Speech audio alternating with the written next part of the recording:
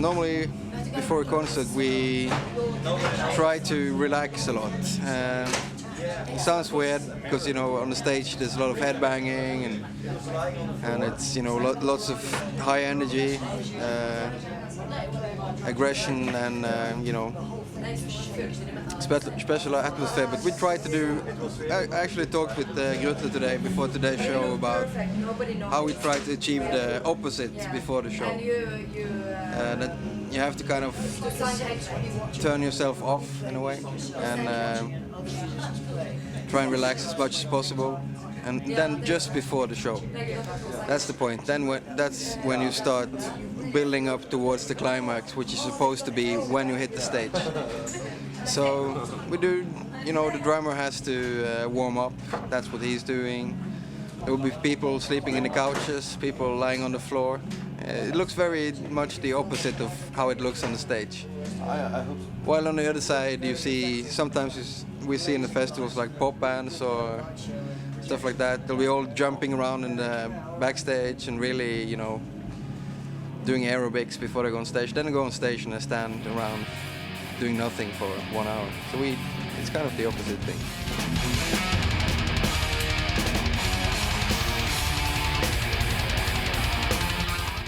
We've always been interested in the ancient Norse mythology. Some people claim that we have moved away from a lyrical concept, but they actually couldn't be more wrong. Back in our earlier releases, the traces and mythological characters were more present, but it was just another way of writing the lyrics. As well as we've developed the way of making music, we also developed the way of writing the lyrics a lot.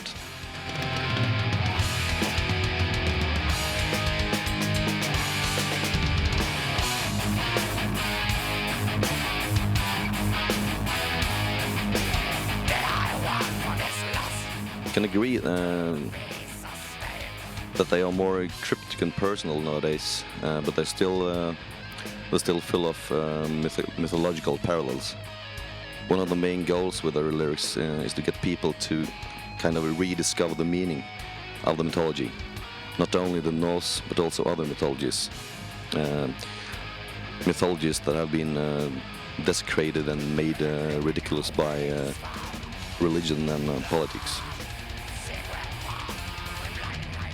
Ultimate lineup would be to find something different. Like tonight, we've played with We and Hawkwind, which is somewhat different and exotic, I think, for a band like Enslaved, which hails from a background of extreme, maybe related to black metal, Norwegian black metal.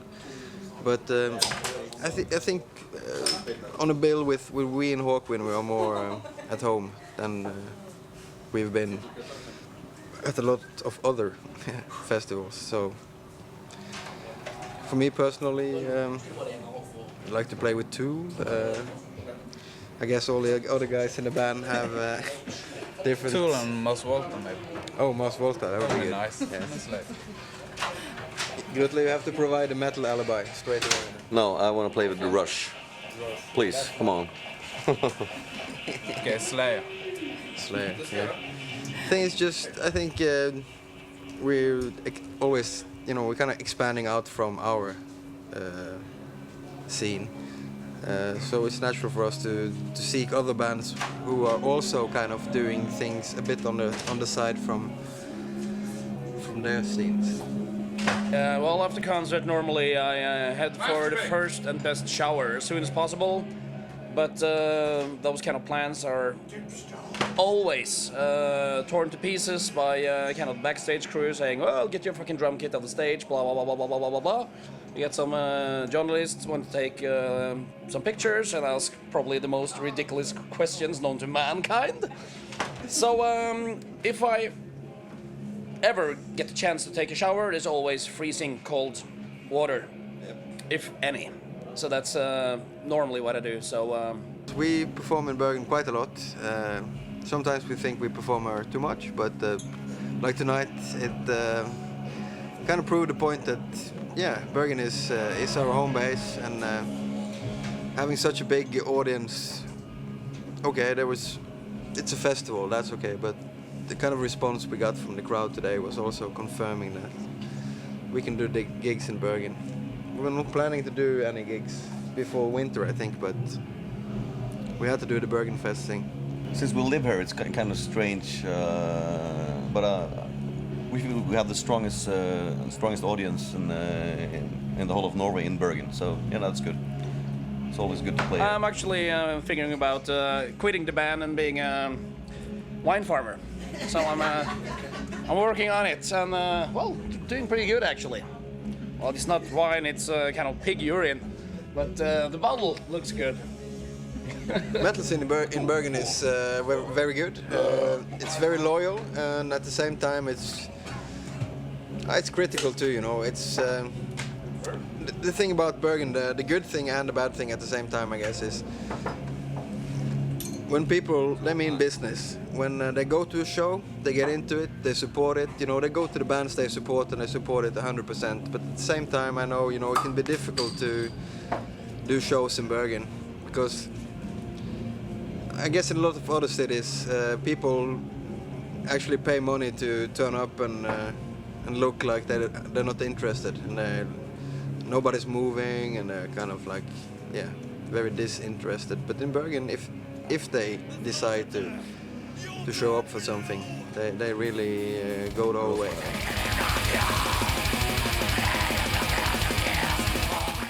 The funny thing that a lot of people outside Norway have been very interested in, you know, which language we have been using, which language we are using. People ask us a lot of times why we changed from Norwegian to English lyrics. The idea was a lot of people getting into the whole concept and mythology, and we wanted to give them, the people outside Norway, the chance to, you know, get the lyrics right there and then while you are listening to the music. It's a good thing that people are interested, but lyrics is just another instrument.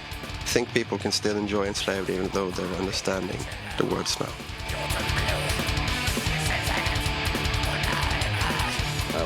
Our main inspiration source when we started the band was obviously bands like Bathory and Kelly Frost, Venom, but also bands from other musical styles like, for example, death metal bands like Autopsy, Carcass, and also Darkthrone when they used to play death metal.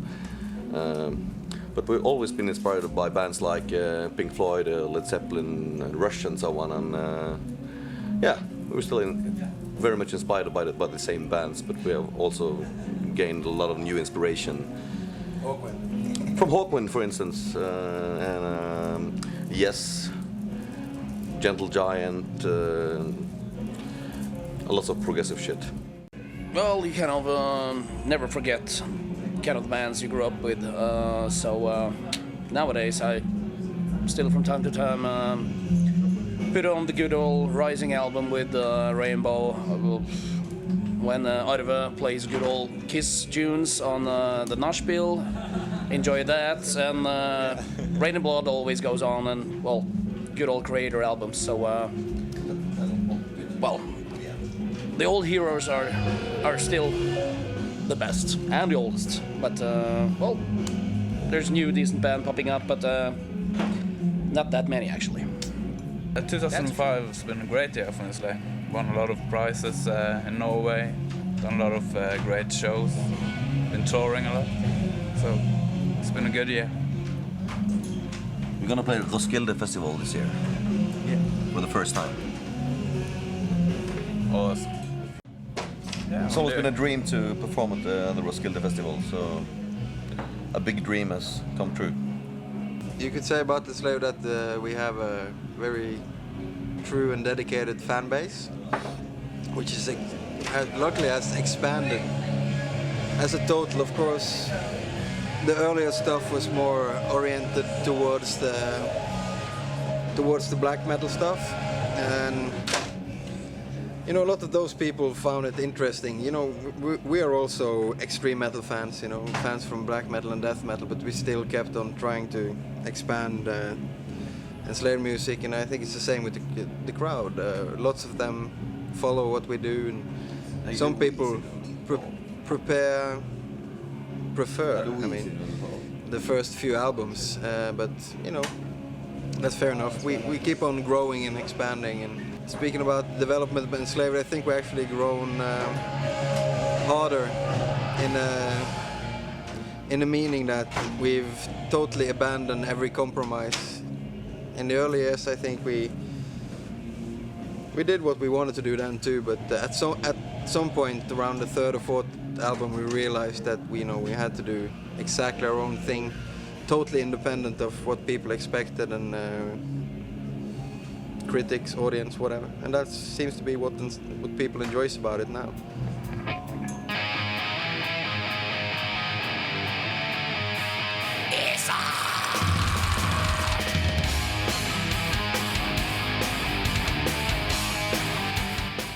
Peers have been giving us a lot of shit for changing vocal styles too much within the songs, but I can assure you that we will not pay any attention to them. Enslaved has always done such, and I feel that we have to do so to make justice to the music that we make. I mean, it doesn't seem right to come up with some extreme guttural screams on top of a mid-paced mellotron theme.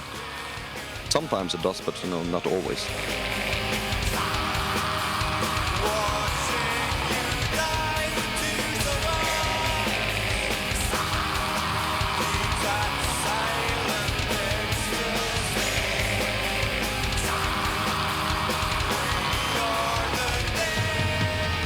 With Herbrand Larsen in the band, we have developed a lot on the clean vocal section. He's a good vocalist and has got very good creative skills in arranging the vocal melodies and such. Me and him had actually every vocal arrangement ready before recording the East album.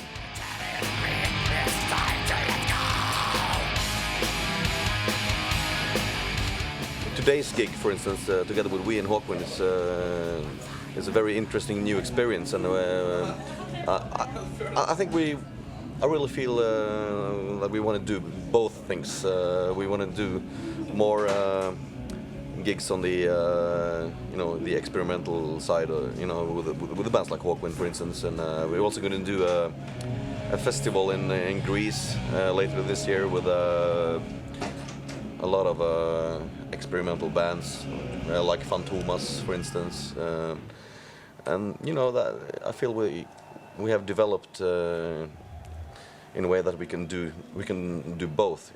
We can still do the extreme metal tours, and we can play at least interesting shows together with Håkon, for instance.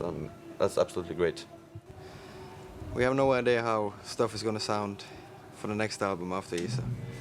It's probably going to sound pretty good. Yeah, better than chocolate. But how it's going to sound is impossible to say.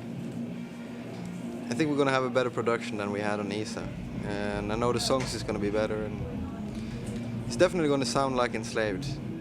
But we always say that, and it still surprises both us and people in general. So you always tend to make the next record quite similar to the last song we made on the previous album. So the last song we made for Below the Lights was at The Crossing, and that's probably the song that reminds you most of the material on Isa.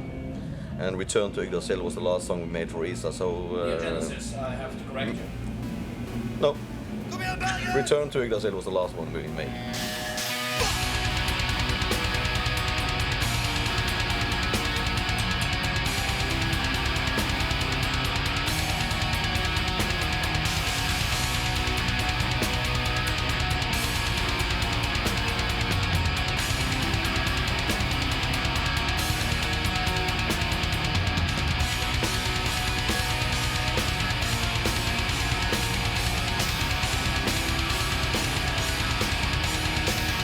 Thank you for buying, or preferably stealing this DVD. I hope you enjoy it. Fuck off.